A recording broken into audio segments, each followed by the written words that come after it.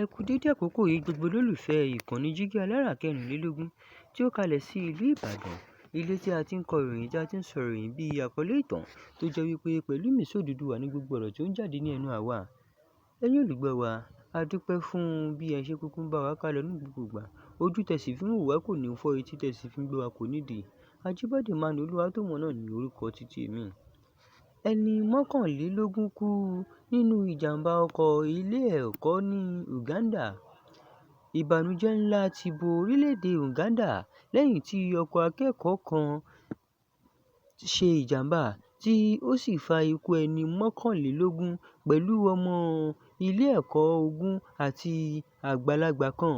Gẹ́gẹ́ bí Jígí Alára ṣe ròyìn ìròyìn náà, ọkọ̀ náà jẹ́ ti King David Junior School ní ìlú Kampala. Ó ń mú àwọn ọmọ ilé ẹ̀kọ́ padà láti ìrìnàjò ẹ̀kọ́ sí ibi ìrìnàjò Sipi Falls ní ìpínlẹ̀ Kapchorwa. Àwọn ọlọ́pàá Uganda sọ pé gẹ́gẹ́ bí ìwádìí àkọ́kọ́ ṣe fi hàn, awakọ̀ ọkọ̀ náà pàdánù ìdarí ọkọ̀. Ọkọ̀ náà yọ̀ kúrò lójú pópó, ó kọlu òkúta ńlá kan lábẹ́ ọ̀nà, lẹ́yìn náà ó yí padà. Ìjàmbá náà ṣẹlẹ̀ ní alẹ́, ó sì mú kí ìbànújẹ́ bá àwọn òbí, àwọn olùkọ́ àti gbogbo aráàlú. Ọ̀pọ̀ àwọn ọmọ tí wọ́n farapa ni wọ́n gbé lọ sí ilé ìwòsàn fún ìtọ́jú. Àwọn òṣìṣẹ́ ìgbàlà, ọlọ́pàá àti àwọn aráàlú ṣiṣẹ́ pọ̀ láti gba àwọn tó wà nínú ọkọ̀ náà. Wọ́n lo àkókò láti yọ àwọn ọmọ tí wọ́n dì mọ́ inú ọkọ̀ náà.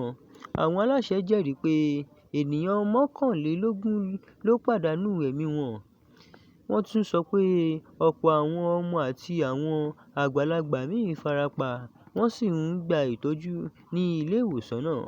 Ìjọba Uganda fi ìbànújẹ́ hàn sí àwọn ẹbí wọn tó kú.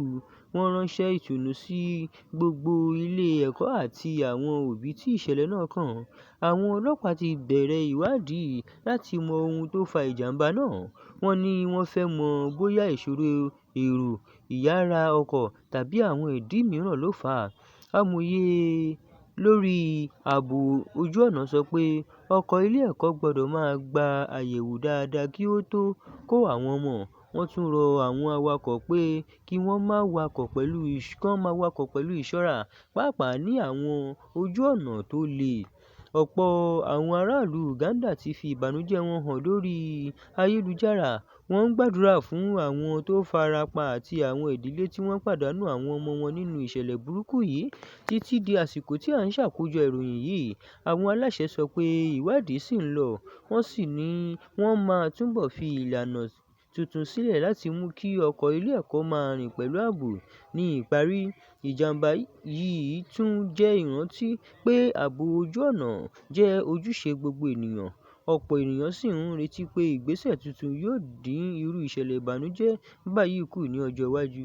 Ẹ ṣé, báyìí ni a ó rí mọ́ fún ìròyìn títí òní. Ó dàbọ̀.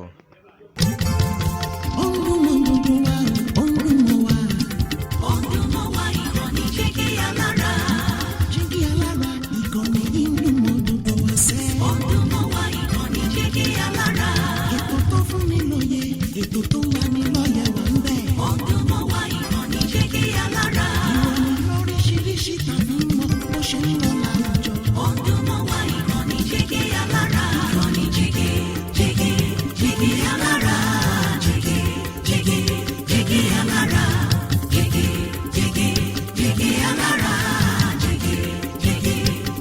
Alára. Ìkànnì Jígí Alára kẹrìnlélógún, bàbá gbogbo.